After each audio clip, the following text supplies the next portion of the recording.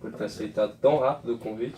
Quando eu vejo, eu aceito rápido, né? Você foi esperto que você mandou no celular e no e-mail, né? Sim. Tem uns que só mandam no e-mail, aí você manda na sexta-feira, eu só vou ver na segunda, que eu não olho e-mail de final de semana, né? Então a gente vai tentar, como essa matéria vai sair um pouco depois do segundo turno, a gente vai tentar falar mais, não assim, dizendo mais sobre a probabilidade de alguém ser eleito, mas como se alguém já tivesse sido eleito, não tentando prever. Tá bom. Mas, por exemplo, para começar assim, perguntar para você, a propaganda eleitoral nos meios de comunicação do Geraldo Alckmin, assim, teve por bloco mais ou menos de 5 minutos e 32 segundos por bloco, né? A do Jair Bolsonaro, 8 segundos. E o resultado a gente já sabe que o Alckmin não conseguiu um número de votos suficiente nem para o segundo turno. Isso. Como que você vê isso? Já havia uma ideia de que essa eleição seria uma eleição com maior força das redes sociais, Facebook, WhatsApp especialmente, mas não tínhamos ainda a condição de mensurar isso, né? Havia essa ideia. De qualquer maneira, havia também uma ideia, por conta até da força que a televisão e as rádios têm num país de dimensão continental como é o Brasil, e essa força sempre foi vista nas eleições anteriores, ou seja, para você chegar com uma propaganda em locais muito distantes dos grandes centros, quem tem condição de chegar é efetivamente rádio e televisão. Então o Alckmin fez um movimento de montar uma arca de alianças para o primeiro turno muito grande. Esse conjunto de partidos no primeiro turno deram a ele então um tempo de TV na propaganda política, né, muito grande. Então você imaginava que, eu mesmo escrevi isso, falei, olha, a gente tem que verificar se esse tempo, depois de uma semana, 15 dias de propaganda, vai fazer com que Alckmin comece a sair de um dígito apenas, e ele nunca saiu de um dígito. Né? Em contrapartida, o Bolsonaro começou a aparecer e a entender melhor a linguagem das redes sociais, penso eu que ali por volta dos protestos de 2016 no impeachment da Dilma. Né? Então, desde ali, antes disso, em 2013, que foram manifestações sem uma liderança formal e muitas vezes foram manifestações contra tudo e contra todos os partidos, essas manifestações já tinham uma forte presença aí dos contatos sendo compartilhados e dos vídeos via redes sociais, né? E aí o que acontece? O Bolsonaro, pegando carona nesse sentimento antipetista, ele se firmou antes que todos os outros como antipetista.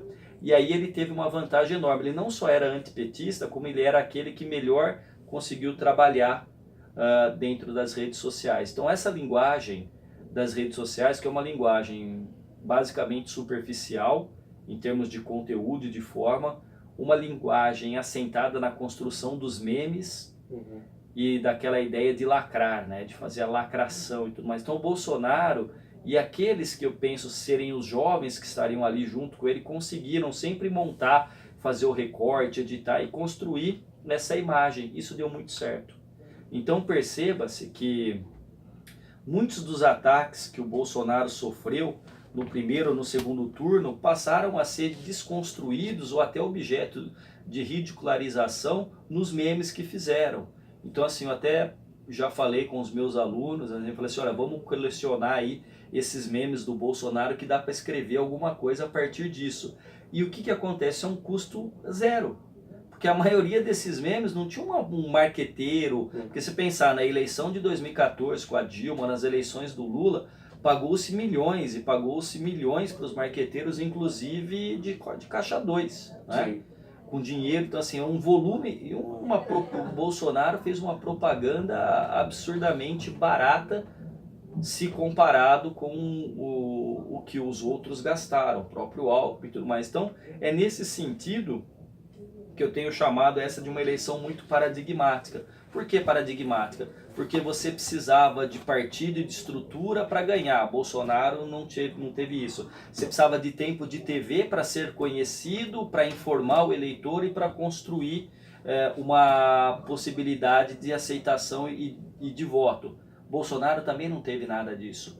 Então até acho que nas páginas amarelas da Veja da semana passada, há um depoimento, uma entrevista do Major Olímpio, que foi eleito senador por São Paulo, dizendo que ele se agarrou no Bolsonaro, ele começou a fazer as transmissões ao vivo no Facebook, em lugares de aglomeração, metrô, trem, logo de manhã, e isso começou a dar para ele uma amplitude que ele gastou, sei lá, 300 e poucos mil reais, e pela votação ele teve quase que uma conta de 3 centavos por voto, se fosse pensar, o que é muito, mas muito eficiente.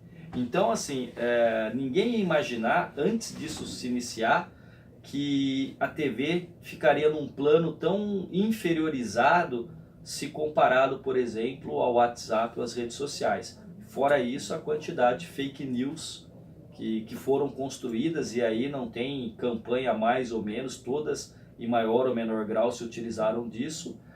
Agora, e a campanha não necessariamente que os líderes da campanha, os coordenadores saibam da utilização, porque aí escapa muito. Você pega o celular, você faz um meme, você faz um vídeo, você não tem nem como saber de onde veio isso, né? Nem como. Agora, sem dúvida que aquilo que sempre foi considerado o mais correto e o mais certo no Brasil para ganhar a eleição, que era ter tempo de TV, dessa vez não fez a mínima diferença. Você acha que assim, então foi muito mais o boca a boca do povo, as redes sociais, ou foi falta de empatia com o Geraldo Alckmin? Porque, por exemplo, eu vi um comentário esses dias que dizia que um dos problemas do Alckmin foi ele não ter se posicionado direito, ele não ter assumido se ele era esquerda ou direita, para que lado ele estava. Você acha que tem alguma coisa a ver isso? Não, tem assim... Um avião nunca cai por um único motivo, é um acidente aéreo.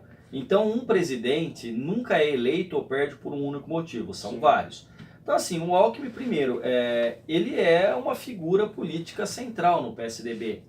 Ele entregou o estado de São Paulo, que é um estado que paga em dia, que está com as suas contas em ordem, não existe a ser ainda assim um escândalo que o ligue diretamente. Então, assim, o Alckmin era alguém que teria todas as condições, nesse momento de acirramento dos ânimos, fazer um discurso mais pausado, tranquilo, e falou, olha, eu tenho experiência e tenho experiência com pessoas ligadas ao meu partido ou na minha coalizão governar. O que acontece é que o PT criou, ao longo dos anos, uma narrativa que foi de dividir brasileiros entre nós e eles. Nós, petistas, né? Que fazemos tudo de bom e de melhor, e eles que são nossos inimigos, portanto são inimigos do povo. Ele criou, e criou de maneira muito bem feita, uma narrativa que separou, e aí nem o PSDB, nem mesmo a Marina, que também acabou sofrendo pela máquina de propaganda petista, conseguiram reagir e lutar nesse terreno criado pelo PT. Mas nessa eleição teve o Bolsonaro, e o Bolsonaro não só foi lutar nesse campo que o PT criou, como se deu muito bem, porque ele foi lutar num campo que o PT criou, mas com auxílio do celular, das redes sociais. Então assim, o Alckmin não saberia, pela própria personalidade, pelo perfil dele, fazer uma discussão política nesse nível que eu te disse, que é o da lacração, da superficialidade de conteúdo, de ideias, dos memes. Não é o perfil do Geraldo Alckmin esse tipo de coisa, como não era o da Marina. Então percebam que todos os candidatos que estavam mais ao centro nessa eleição, o Alckmin, a Marina, Meirelles, até mesmo o próprio Amoedo, que são democratas, acabaram ficando excluídos de uma eleição polarizada entre duas visões que são, de uma certa maneira, bastante autocráticas, tanto do PT até mesmo do Bolsonaro, né? Então não dá para você falar que existe um risco à democracia só com um ou só com o outro. O risco existe com os dois. Eu não creio que aconteça algo de substancial com a democracia brasileira, mas se você pegar o histórico do PT, aquilo que está no plano de governo, o resultado dos seus governos anteriores, tem ali elementos que são contrários a um espírito mais democrático, como as afirmações do Bolsonaro e a sua conduta também tem. Então nenhum desses outros competidores, inclusive o Geraldo Alckmin, conseguiria construir um discurso forte num momento de polarização como essa. Então, assim, aquele que dentro do PSDB talvez pudesse navegar melhor nesse mar tão revolto, o próprio Dória. O Dória é uma figura que desde sempre também se colocou como antipetista e anti-Lula. Então, assim, dentro do PSDB, o discurso do Dória é o mais parecido ao discurso do Bolsonaro. Não à toa que ele praticamente abandona o Alckmin ainda no primeiro turno para se ligar à figura do Bolsonaro. Agora, o Alckmin teve erros, claro que teve erros. Demorou muito tempo para ir para as redes, demorou muito tempo para articular uma campanha nas redes sociais, mas de qualquer maneira, acho que mesmo articulando aquele discurso do Alckmin, que não é um discurso carismático, que inflama, que mexe, né, com as pessoas, talvez fosse um diferencial. Ele demorou muito, mas mesmo que não tivesse demorado, talvez seria uma eleição muito mais com as características do Bolsonaro e do Haddad, do PT, se contrapondo, do que uma eleição mais voltada para o PSDB. Havia uma crença de que o PSDB e o PT estariam no segundo turno. Por quê? Porque os mapas eleitorais das eleições anteriores indicam que tendencialmente a região Nordeste levaria o candidato do PT ao segundo turno, e efetivamente levou, porque levou o Haddad para o segundo turno, e que São Paulo sozinho levaria o candidato do PSDB. E aí que teve o problema, porque o Bolsonaro invadiu os redutos que antes eram redutos eleitorais do PSDB. Então pegou São Paulo, pegou o Sul, pegou o Centro-Oeste. Então, assim, essas regiões mais dinâmicas, de economia mais dinâmica, mais voltada ao mercado, que sempre votou no PSDB, foi para toda ela para o Bolsonaro. Então, assim, da mesma forma que em 2014 o Aécio perdeu nas Minas Gerais, o Alckmin dessa vez perdeu em São Paulo. Então, o candidato que perde no seu próprio estado, perceba que Ciro, por exemplo, ganhou no primeiro turno no estado dele. Então, isso é um elemento bastante influenciador. Então, assim, houve erros na campanha do Geraldo Alckmin? Certamente que sim. Agora, também, apontar os erros depois de derrotado é muito fácil. O duro é apontar os erros, tentar corrigir os rumos com a campanha em andamento. Vamos lembrar que o PT poupou o Bolsonaro durante todo o primeiro turno, porque achou que seria mais fácil ganhar dele no segundo turno, e continuou batendo na Marina, continuou batendo no Alckmin. E aí o que acontece? Quando o Alckmin começa a bater no Bolsonaro para tentar tirar a força dele nos redutos que antes eram do PSDB, o Bolsonaro leva uma facada e vai para a UTI. Então, quer dizer, como é que você vai fazer uma estratégia de campanha de comunicação batendo em alguém que quase morreu? Então, assim, isso mexeu com toda a estrutura da campanha. Então, por isso que eu tenho chamado de eleição muito atípica, né? Muito paradigmática. Tudo que você imaginava, né? Nunca os marqueteiros diriam o seguinte: olha, começa uma eleição batendo no adversário. Não, você tenta ser propositivo, porque é aquela história de que quem bate não ganha. Bolsonaro faz anos que está batendo e continua batendo, e está no segundo turno com chances reais de vitória, né? Enfim. Agora puxando mais para o âmbito da televisão, mais precisamente nos debates. Os debates, para você, ainda tem assim a função, ou eles têm a permissão para mudar o pensamento de algum eleitor? Tem influência, agora não é uma influência tão forte a ponto de, num debate, por exemplo, que ocorreria entre um Bolsonaro e um Haddad, ainda que a performance do Haddad fosse espetacular, certamente serviria muito para animar a militância petista, mas não tiraria votos já consolidados no Bolsonaro. Sim. Então, assim, o debate ele é sobretudo importante porque permite, aí, sobretudo no segundo turno, o confronto direto entre ideias, projetos de governo, planos, né, de ação, que não houve. Agora, o debate não é uma magia que encanta e muda o cenário de uma forma tão absurda, assim, que possa tirar uma vitória ou algo. Agora, sem dúvida que esse debate pode ajudar, sobretudo porque o debate não fica mais na televisão, né? Você recorta o debate e vira um trechinho de um meme que vai ser compartilhado, que no Twitter e alguma coisa do gênero, no Facebook e no Instagram, então, quer dizer, que é o que a gente vai vendo e vai recebendo, né? Então, assim, isso tudo tem uma importância. Agora, não é uma importância tão grande a ponto de mudar uma eleição, enfim. Você tem outras, de novo, né? Nenhum avião cai por um único motivo e nenhum presidente é eleito, nenhum candidato perde por um único motivo. É uma conjugação de fatores, que depois de passar a eleição você vai depurar melhor esses fatores para entender quais são os determinantes, ou seja, os mais importantes, os essenciais e aqueles que são acessórios, né? Então, mas por exemplo, a gente teve o caso da eleição do Collor e Lula, que teve todo aquele problema com a Globo. Isso. Você acha que isso então não... Mas aqui nós estamos falando de 89, né? Sim. Em 1989 a televisão tinha uma preponderância que hoje já não tem mais, justamente porque tem as redes sociais. Então você pega aquilo ali, ficou durante um bom tempo. Agora, você está tendo um debate, aí o candidato que você apoia está sendo mais intenso na crítica do outro, então imediatamente você já está fotografando, filmando, e os adversários estão fazendo a contra-informação em tempo real. Isso não tinha em 89. Sim. Né? Em 89, quando vocês não tinham nem nascido, eu tinha 11 anos, em 89, eu lembro do debate, eu assisti, eu era uma criança que me interessava por isso. Então assim, agora teve 89, o PT ganhou, mas ganhou no segundo, o PT perdeu para o Collor no segundo turno. Depois o PT perdeu para o Fernando Henrique no primeiro turno, as duas vezes. E quando ganhou com o Lula duas vezes, ganhou no segundo turno e com Dilma no segundo turno. Sim. Então, independente de TV, de debate, tem uma coisa que é certa. O PT não conseguiu nunca ganhar num primeiro turno. Ele sempre foi para o segundo turno. Ele perdeu duas vezes para o Fernando Henrique no primeiro turno.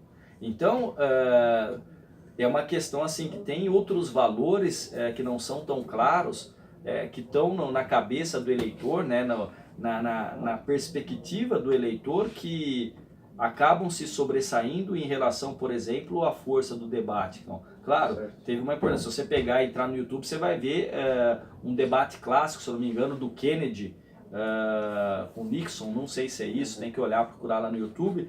E aí o Kennedy, que era um cara da TV, bonito, apareceu assim extremamente bronzeado, sorridente, calmo, e o outro tenso, trêmulo e tudo mais. Então isso aí tinha também uma importância, porque na verdade a TV, em termos de imagem, ela era consolidadora. Hoje você tem a internet que coloca a linguagem falada, a escrita, o som e o filme num único espaço em tempo real no mundo todo. Então assim, perceba, o próprio, recentemente, o filho do Bolsonaro divulgou ele mesmo um vídeo em que ele fez uma brincadeira dizendo que fecharia o Supremo Tribunal Federal com um cabo e um soldado. E a repercussão negativa que isso deu. Então assim, a gente não tinha sequer a noção do que seria o mundo tão conectado em rede em 1989. Então assim, eu acho que não dá para fazer uma comparação, porque o contexto histórico era outro. Você acabou de falar sobre o fato da internet e toda essa influência que tem e que causou nessa eleição. Você acha que, basicamente, os memes que vieram sendo feitos do Bolsonaro desde a época do impeachment, das revoltas de 2016, elegeram ele, tecnicamente? Porque agora, no final, a gente teve o Álvaro Dias passando por um momento meio enrolado durante a TV, que acabou ganhando votos, por incrível que pareça, depois daquilo. O Daciolo, que depois que se transformou num meme, ganhou voto. Que vai eleger ninguém, mas contribui. É uma comunicação.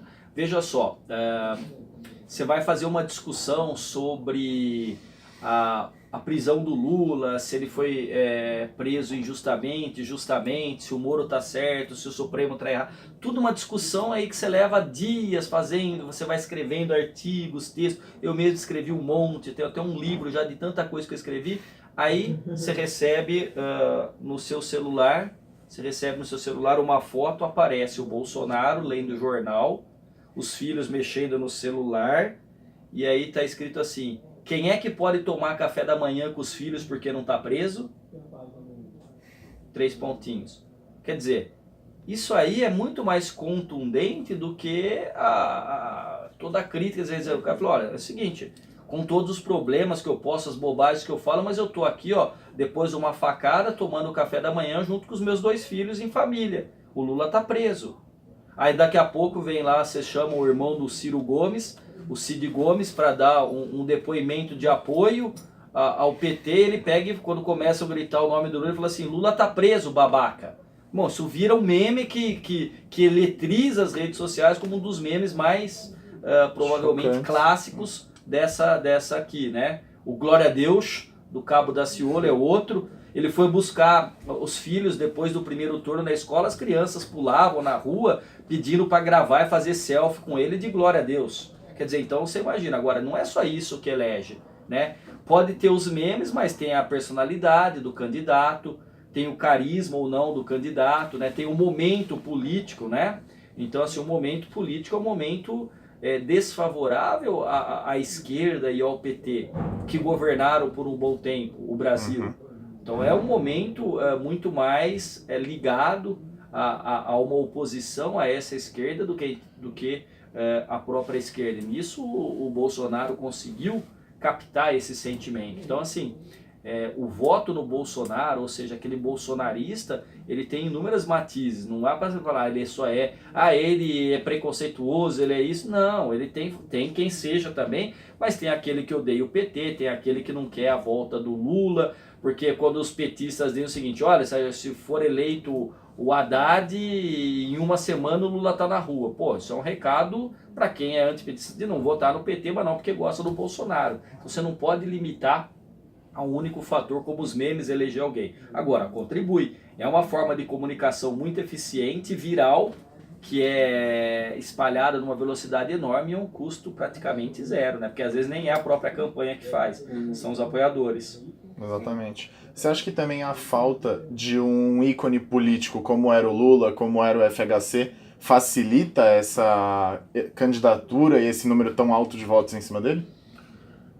Mas aí assim, se a gente for pensar, né, eu já escrevi sobre isso, cada um desses candidatos, por exemplo, o FHC tem uma imagem consolidada. É alguém que controlou a inflação e estabilizou a economia. O Lula tem uma imagem consolidada, é alguém que melhorou a vida do mais pobre e conseguiu incrementar a classe média. Claro que no momento em que o mundo estava indo bem, a economia do Brasil também foi bem, mas ele conseguiu, ele tem essa marca de alguém que olha para o social e tudo mais. A Dilma nos foi apresentada pelo marqueteiro como uma gerente capaz, eficiente, que tinha condições de não fazer política, porque ela não era muito boa de política, mas ela tinha grande capacidade de gestão. E aí a gente percebeu que não tinha, mas mesmo assim ela foi reeleita. E ela foi reeleita pela força da propaganda do PT e pelos erros da campanha de Marina e de Aécio. Agora, o Bolsonaro, que imagem que ele tem? Ele tem uma imagem que é anti-Lula, antipetista, alguém que pode ser tosco nas suas opiniões, mas que no fundo uma parcela substancial do eleitorado se identifica. Não é? Então, assim, a gente não dá para saber qual vai ser a imagem dele se ele for depois de eleito, como ele vai ser entendido pelo eleitorado ou pela sociedade brasileira. Os outros têm mais. Dilma não deixou, Dilma deixou uma imagem ridicularizada, né, pelos discursos dela. Você vê que se fosse em 2014 o Bolsonaro um candidato, provavelmente os memes com a Dilma correriam solto. Até corriam, mas não tinha essa pretensão eleitoral como tem hoje. Era muito mais gente tirando sarro. Olha o que a presidenta está falando, é presidenta, olha como ela diz, e tirando sarro. Então, assim, não dá para saber ainda qual vai ser a marca política do Bolsonaro e de um governo Bolsonaro. Tendencialmente é conservador nos costumes, quer se apresentar como liberal na economia, junto com o Paulo Guedes, mas é difícil ter essa dimensão agora, né? Não dá pra saber. Dos outros a gente consegue falar, porque já passou. Sim. E ele está ainda com a imagem em movimento, em construção. Com relação, assim, voltando um pouco no tema do debate, você acha que o fato do Bolsonaro não ter ido aos debates desse segundo turno protegeu a imagem dele? Protegeu. Eu acabei de escrever, mandei agora toda semana eu participo do blog do Fausto Macedo no Estadão. Então mandei que sem dúvida nenhuma protegeu, resguardou da sua fragilidade, porque convenhamos, o Haddad é um professor universitário, professor tem a tendência de falar bem, de saber se posicionar, e o Bolsonaro não tem essa facilidade.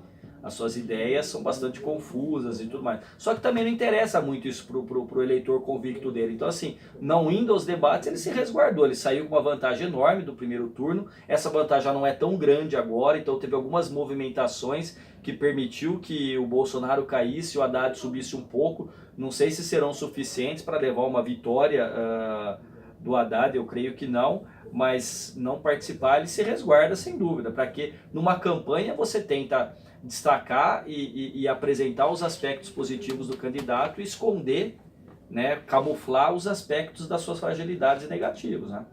E agora assim, mas nessa área das redes sociais, como a gente estava falando, você acha que as fake news vinculadas aos dois candidatos, essa questão do Caixa 2 do WhatsApp divulgado pela Folha, influenciam de algum modo na campanha? Influencia. O que a gente não tem condição de saber com muita certeza é o quanto influencia. Ou seja, você não consegue pegar essa influência agora e tentar quantificar em termos de intenção de votos. O próprio, eu acho que saiu no Estadão uma pesquisa também questionando se as informações recebidas no WhatsApp influenciaram ou não o voto, e parece que não tem esse poder de influenciar tanto quanto se imagina.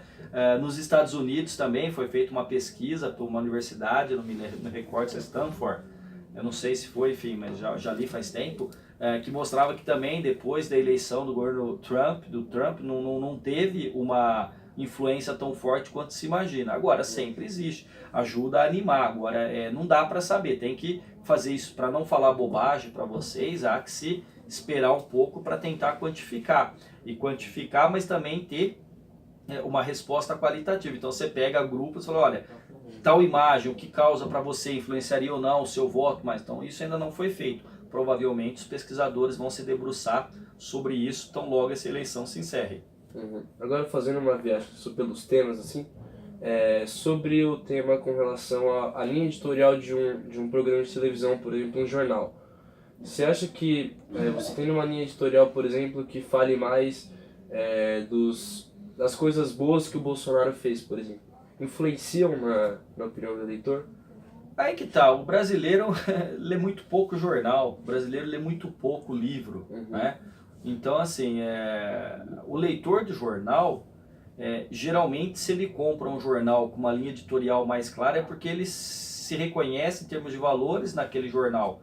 Então, ele já vai ler algo que confirma praticamente aquilo que ele entende, sua visão de mundo. O outro que lê um outro jornal, uma outra revista, a mesma coisa. E isso se amplifica muito mais nas redes sociais, que pelo algoritmo acaba te colocando em contato com um colega da faculdade, do trabalho, da família. Então, assim, eu sempre sou muito cético de acreditar que há uma conspiração dos meios de comunicação que se reúnem para tentar manipular as pessoas. Acho assim, tem influência? Tem, mas a influência não é tanto quanto era antigamente também, porque veja, você tem o jornal, mas você tem ali a internet e as redes sociais. Hoje o cidadão, independente de acessar ou não o jornal, ele vai lá num mecanismo de busca ali na internet, pergunta, coloca o nome do candidato, aparece o histórico, tem sites de organizações muito sérias que mostram quanto que o candidato teve de devolução patrimonial, quais são os projetos aprovados, se ele é ficha suja ou ficha limpa. Então, assim, não é a informação hoje, ela não está mais de posse essencialmente dos jornalistas. Qualquer menino, qualquer menina hoje com o celular conectado, ali com o celular, com a internet, consegue fazer notícia e rivaliza. Então você tinha, antigamente para gravar uma coisa você vinha com um cinegrafista, com o cara do microfone, mas hoje vê o jornalista da Austrália, do Japão me entrevistar com um tripé e um celular. Então isso facilitou não só para o jornalista, mas para todo mundo que produz informação e não é necessariamente uma informação jornalística.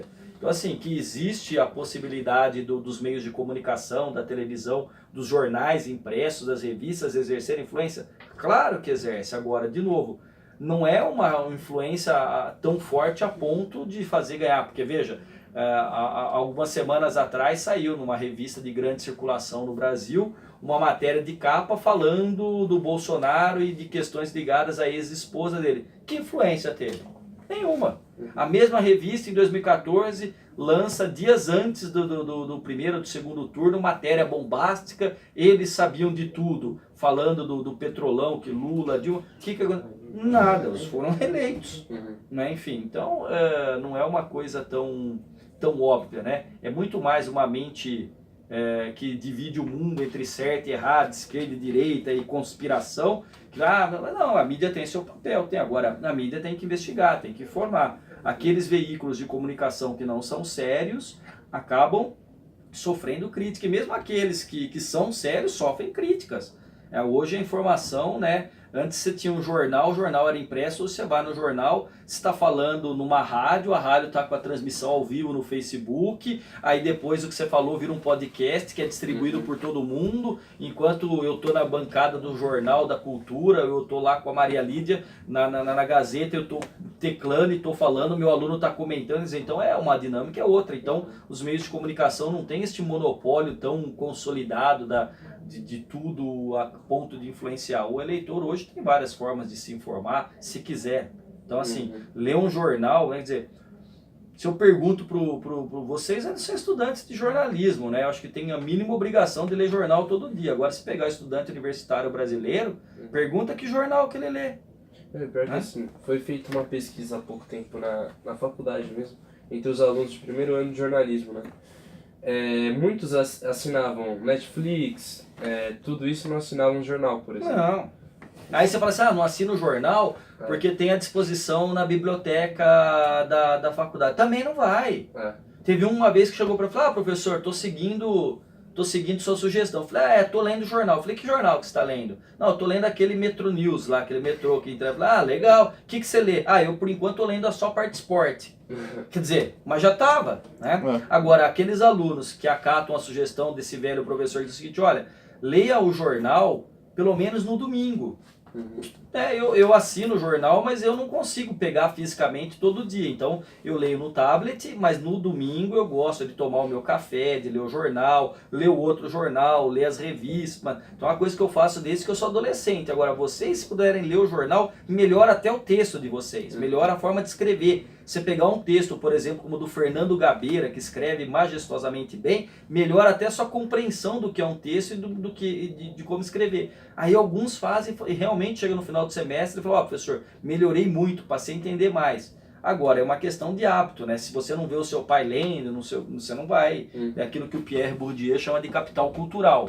Então, assim, vocês que são estudantes dessa instituição, os meus alunos aqui ainda até que tem uma carga de leitura muito maior. Agora, a gente sabe que o restante do Brasil é um país de, muitas vezes, iletrados. Né? Tem alguma pergunta? Sim, eu tenho uma, mas é mais por curiosidade pessoal mesmo, né? Nem pelo trabalho. Você acha que, tipo, pela personalidade e a fama que o Bolsonaro recebeu, você acha que tem menos chance da gente receber investimento exterior? Não, eu acho que não. Isso vai depender de como ele organizar o governo. E, para mim, ali, o elemento central é a presença e continuidade do Paulo Guedes como um ministro. Se houver um desentendimento a ponto de romper o relacionamento entre eles, eu acho que aí pode dar uma atrapalhada. Agora, o Bolsonaro, que recentemente falou sobre a questão da China, isso não ajuda muito o humor do mercado. O mercado tem precificado muito mais a derrota do Haddad do que efetivamente uma vitória do Bolsonaro. Porque o Bolsonaro foi, a sua trajetória legislativa toda,